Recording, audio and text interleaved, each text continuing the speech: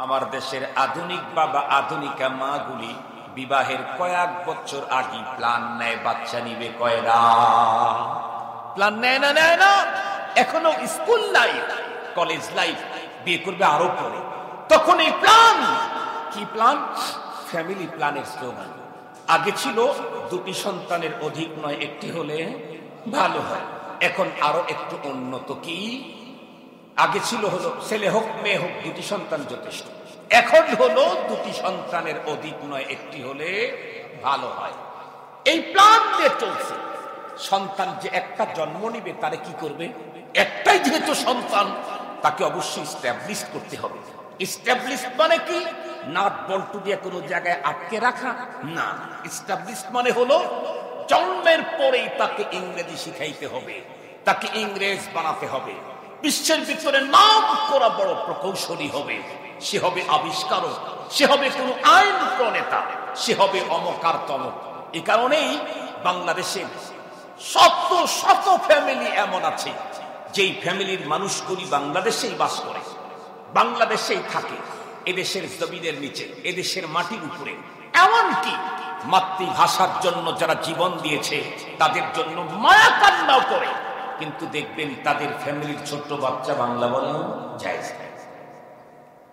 তাদের ফ্যামিলির ছোট্ট বাচ্চাদের বাংলা বলার অনুমতি। কাজের বুয়াও যদি বাংলা বলে, এ কারণে কাজের বুয়াকে পানিশমেন্ট পেতে হয়। আমার ইমিডিয়েট ছোট ভাই, ও বড় আলেম মুহাদ্দিস, এক মাদ্রাসার মুহতাবি, ভালো বয়ানও করে, আব্দুল লতিফ খান। ওই একদিন বলতেছিল যে আমি আমার এক বন্ধুর বাসায় গেছি ঢাকাতে, ওর কথা ও বলতেছে। তো সকাল বেলায় যখন আমি ঘুম থেকে ফ্রেশ হয়েছি নাস্তা খাবো, তো দেখি তিনটা ছেলে আসলো আমার এদিকে রুমে ঢুকলো। ছেলেগুলির চেহারা অনেক সুন্দর। এখন তো আগের তুলনায় কিন্তু বর্তমান বাচ্চা কাচ্চাদের চেহারা অনেক বেশি সুন্দর। আগে তো কালা মানুষ দেখা গেছে, আগে হ্যাংলা মানুষ বেশি দেখা গেছে, স্বাস্থ্য বাস্তবান মানুষ খুব কম দেখা গেছে। কারণ কি তা জানেন? একটা কারণ হলো আগের মানুষগুলা যা খাইছে ওগুলার স্বাস্থ্য ছিল না। আগে যে গরু কোরবানি হইত, এর গোস্ত টান দিলে কতটুক লম্বা হওয়ার পরে আবার ব্যাগে আসতো, যারা খাইছে তারা ভালো বলতো। ঠিক বললাম না? ঠিক বললাম? যারা আগের ওই জাতীয় গোস্ত খাইতো, যারা বড়, তাদের তো ট্রেনিং ছিল, তাদের ঝামেলা হতো না। নতুন যারা ছোট বাচ্চা, যারা ওদের ঝামেলা হতো। কোরবানির গোস্তে টান দিয়ে যেই ছেড়ে দিছে, একেবারে ব্যাগে আসতে তো আসতে ঝোল টোল যা ছিল সব চোখের ভিতরে ঢুকছে। এখন গোস্ত ছেড়ে দিয়ে কান্না। বড়দের সমস্যা না, বড়রা জানে যে এটা ব্যাক করে, এই জন্য চোখ বন্ধ করে টান দিয়েছে। আগের গোস্তগুলি এই কোয়ালিটির বেশি ছিল। অনেক সময় গরু 3 জন 4 জন করে ধরে নিয়ে যাওয়া লাগছে মাসবা পর্যন্ত, কোরবানি করার জায়গা পর্যন্ত। এখন আল্লাহ, গরু যেমন আমরাও তেমন।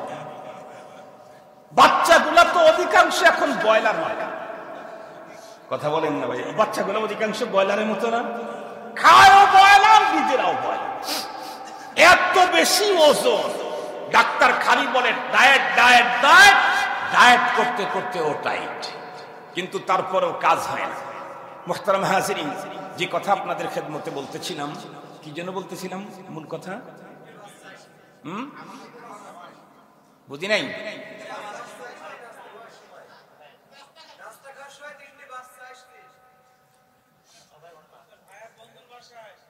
আলহামদুলিল্লাহ,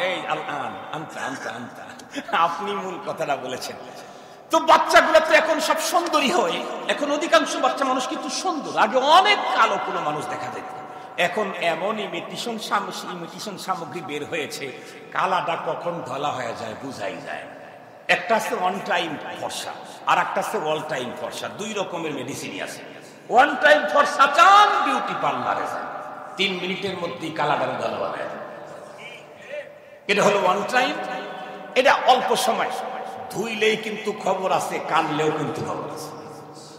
ধুইলেও খবর আছে, কানলেও খবর আছে, তাহলে কিন্তু আবার অরিজিনালটা বের হয়ে যাবে। আর একটা আছে অল টাইম ফর্সা, এটারও অনেক সামগ্রী বের হয়েছে, এটা ব্যবহার করলে কালাটাও সুন্দর হয়ে যায়। তো মানুষ এখন সুন্দর। আমার ছোট ভাই বলে ছেলে 3টা আসছে একেবারে কমলা লেবুর মতো দেখতে। তা আমি ছেলেদেরকে জিজ্ঞেস করলাম, বাবা তোমাদের কি নাম? ওরা কিচ্ছু বলে। তোমরা কি করো? কিচ্ছু বলে। খানা খেয়েছো, নাস্তা করেছো? কিচ্ছু বলে। তোমাদের বাড়ি কোথায়? কিচ্ছু বলে। 4 5টা প্রশ্ন করার পরেও কোনো উত্তর যখন দিচ্ছে না, তখন আমি খুব মনে মনে আফসোস করতেছে, বলতেছি আল্লাহ তোমার কি কুদরত, কি সুন্দর সুন্দর চেহারা তুমি দান করেছো কমলা লেবুর মতো, কিন্তু সবাই বাক প্রতিবন্ধী, একটাও কথা বলতে পারে না। আল্লাহ তুমি যদি কথা বলার যোগ্যতা দিতা, তো আমি খুব আফসোস করতেছি, তাকায় তাকায় দেখতেছি। এর ভিতরে বন্ধু ঢুকলো, বন্ধুর দিকে তাকায় বললাম, দোস্ত এরা তোমার কি হয়? এটা ভাসতে ভাগনা, ইন্নালিল্লাহ, তোমার ভাতিজা ভাগনা একটাও কথা বলতে পারে না, বাক প্রতিবন্ধী। ইন্নালিল্লাহ, দোস্ত তুমি এটা কি বলো? না, আমি তো ওদেরকে 5টা প্রশ্ন করলাম শুদ্ধ ভাষায়, একটা উত্তর দিল না, তাতে আমি মনে করছি ওরা বাক প্রতিবন্ধী। না না, তুমি প্রশ্ন করছো কি দিয়ে? আমি প্রশ্ন করছি বাংলা থেকে, এ কারণে তো দেয় না। ইংরেজি দিয়ে প্রশ্ন করো, দেখো পটপট করে সুন্দরভাবে মনে হয় যেন খবর পড়তেছে, এভাবে উত্তর দেবে। উচ্চারণটা এত সুন্দর শব্দগুলা, তার মানে ছোট্ট বাচ্চা কিন্তু বাংলা বলা নিষেধ, বাংলাদেশে বাস করে বাংলা বলা নিষেধ, ওই ফ্যামিলিতে কোরআন পড়াবে এটা কল্পনাই করা যায়। তবে এখান থেকে একটা কথা বলতে চাই, আমরা কখনোই এক্সেস কথা বলি না, বাজে কথা বলার চেষ্টা করি না, এরপরেও মানুষ হিসাবে জীবনে কখনো কখনো ভুলভাল কিছু বের হয়ে যেতেই পারে। আমি মুসলমানদেরকে যে মেসেজটা দিতে চাই, আপনি আপনার সন্তানকে যদি কমপ্লিট ইংরেজি শিখাইতে চান, শরীয়ত ইসলাম আল্লাহ আর মোল্লা কেউ আপনাকে বাধা দেয় নাই, বাধা দিবে না। আপনার সন্তান ইংরেজিতে বিশ্বসেরা হোক, এটা আমরা চাই। আপনার সন্তান কেমিস্ট্রি বিশ্বসেরা হোক, এটা আমরা চাই। আপনার সন্তান ফিলোসফিতে বিশ্বসেরা হোক, এটাও আমরা চাই। তবে মনে রাখতে হবে, সন্তানকে ইংরেজি শিখাইতে গিয়ে যেন ইংরেজ না হয়ে যায়। ইংরেজি শিখানো বাধা নাই, কিন্তু ইংরেজ হয়ে গেলে আর বাঁচা নাই। ইংরেজি শিখাও, ইংরেজ বানাই।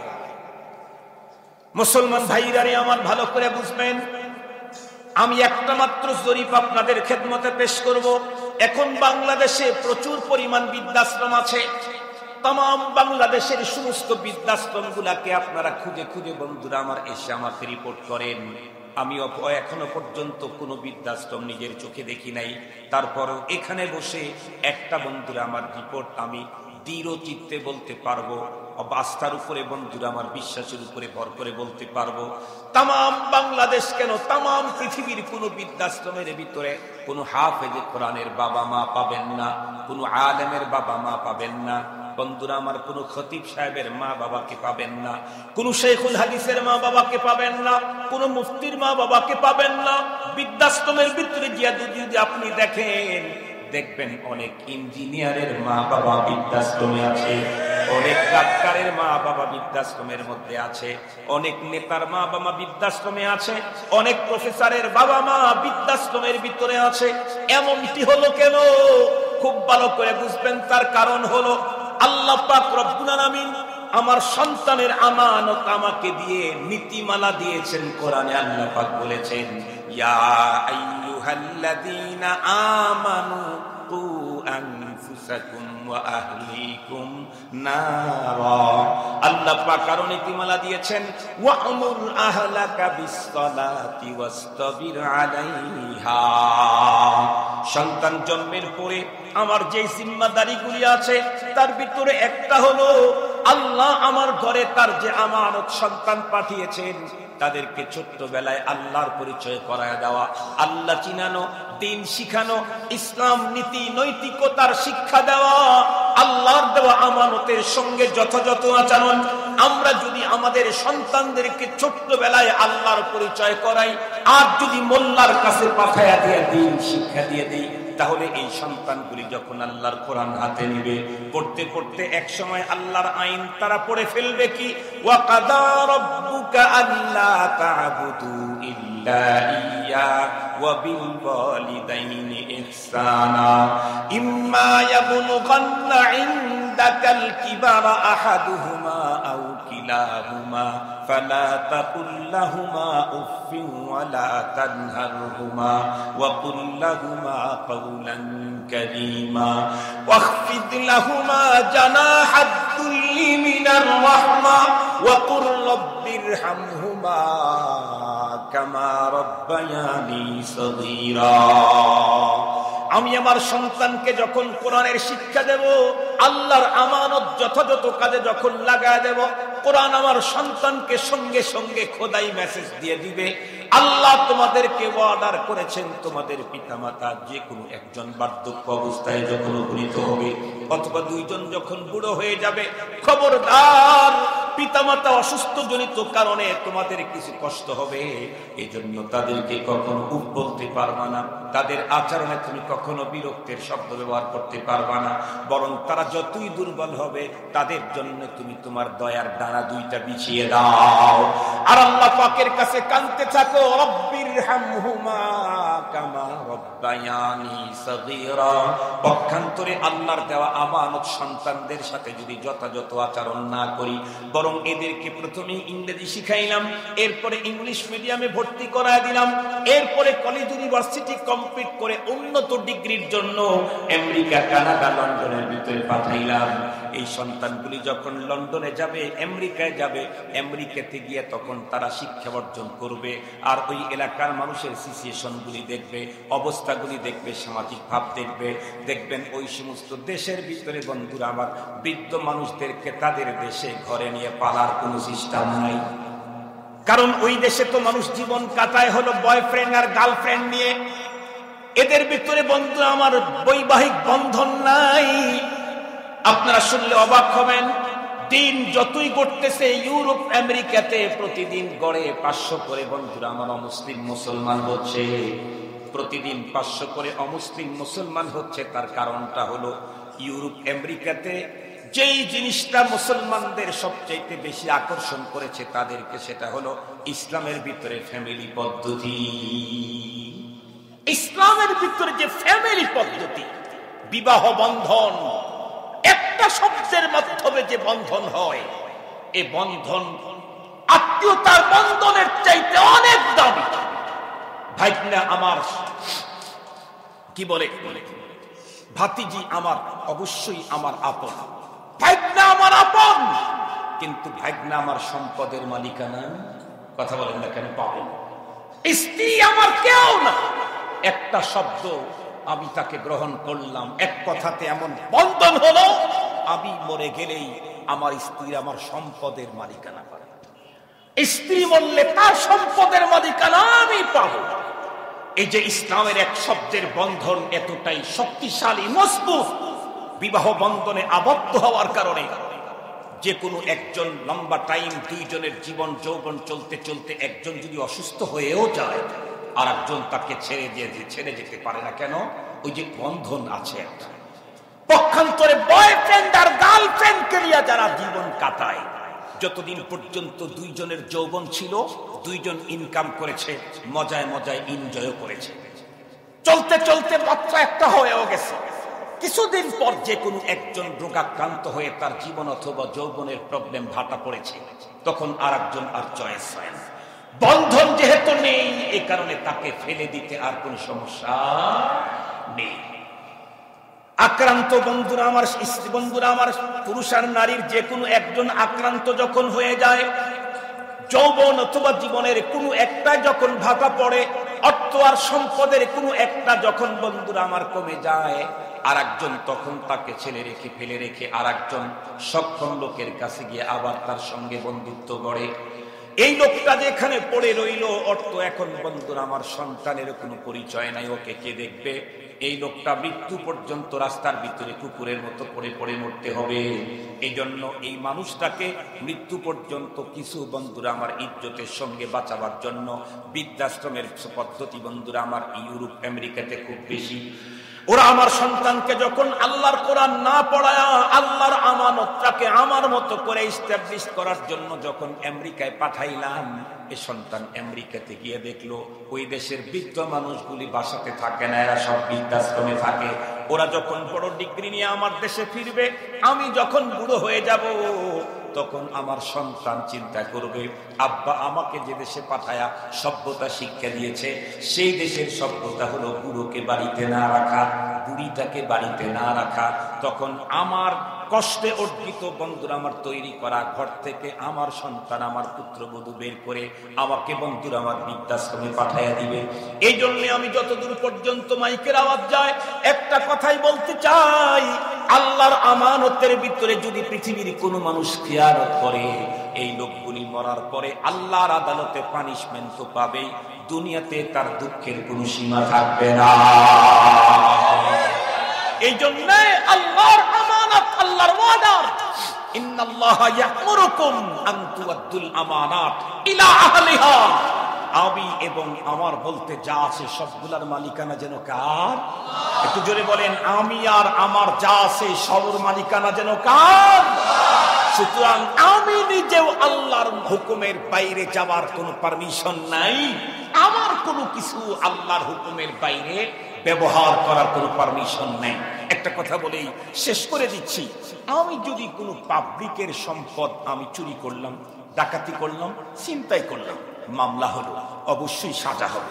কিন্তু আমি যে জিনিসটা চুরি করেছি, যে সম্পদটা ছিনতাই করেছি, ডাকাতি করেছি, এটা পাবলিকের না সরকারের, তাইলে মামলার শাস্তি এখন কম হবে না জটিল হবে? কথা বলেন না কেন? সরকারি সম্পদ চুরি করছি, ডাকাতি করছি, ছিনতাই করছি, শাস্তি কম না বেশি? ছোট্ট সরকারের সম্পদ চুরি করলে যদি এত ভয়ঙ্কর শাস্তি হয়, আসমান জমিনের মালিক আল্লাহর সম্পদ এ হাত, আমি যদি তার অর্ডার ছাড়া অন্য জায়গায় লাগাই, তাহলে আমি যেন চুরি করলাম, আমি যেন তার মালটাকে ছিনতাই করলাম, আমি যেন তার মালটাকে ডাকাতি দিলাম। এ কারণে আমার শাস্তি আখিরাতে কেমন হবে? কোরআনে হাকিমের 30 নম্বর পারাতে আল্লাহ তাআলা বলেন, ফায়াউমা ইদিন লা ইউআযিবু আযাবাহু আহাদ ওয়া লা ইউসিকু ওয়াসাকাহু আহাদ। সেই দিন আল্লাহর আমানতকে যারা খেয়ানত করেছে তাদের এমন শাস্তি দেওয়া হবে যেই শাস্তি পৃথিবীর কেউ কোনোদিন কাউকে দিতে পারে নাই। এমন ভাবে অপরাধীদেরকে বেঁধে রাখা হবে যেই পদ্ধতিতে পৃথিবীর কোন অপরাধীকে কেউ কোনোদিন বাঁধতে পারে না। এই জন্য মুসলমান ভাইরা আমার, সর্বশেষ কথা আপনাদের কাছে আমার একটাই, উসি আউওয়ালান নাফসি ওয়া ইয়াকুম।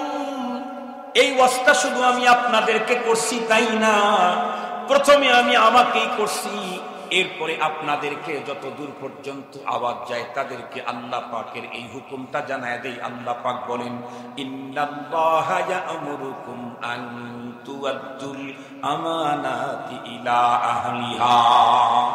একজন মানুষের মাথার ভিতরে যদি 24 ঘন্টায় কথাটা থাকে, আমি আমার না, আমার সম্পদ আমার না, সবগুলার মালিক আল্লাহ, তাহলে এই লোকটা যেমন নিজে কোনো অপরাধে জড়তে পারবে না, সন্তানদেরকে দিয়ে কোনো অপরাধের কাজে সমর্থন করতে পারবে না, নেতা অধীনস্থ লোকদেরকে নিয়ে, কর্মীদেরকে দিয়ে কোনো অপরাধের কাজ করাইতে পারবে না। যেই লোকটা মনে করবে আমিও আমার সম্পদগুলি আমার, সে তখন হাজার অপরাধ করেই চলবে, এর অন্তর তাকে কোনো বাধার সৃষ্টি করবে না। এই জন্য আমরা 24 ঘন্টায় অন্তরের ভিতরে কথা রাখবো, আল্লাহ পাকের অর্ডার, প্রত্যেকে আমানতদাতার আমানত যিনি রেখেছেন তার মূল মালিকের কাছে আমানতটাকে যথাযথ পৌঁছিয়ে দেওয়া আল্লাহ পাকের অর্ডার। আল্লাহ পাক রব্বুল আলামিন আমাদেরকে সব ধরনের আমানত যথাযথ হেফাজতের তৌফিক দান করে দিন।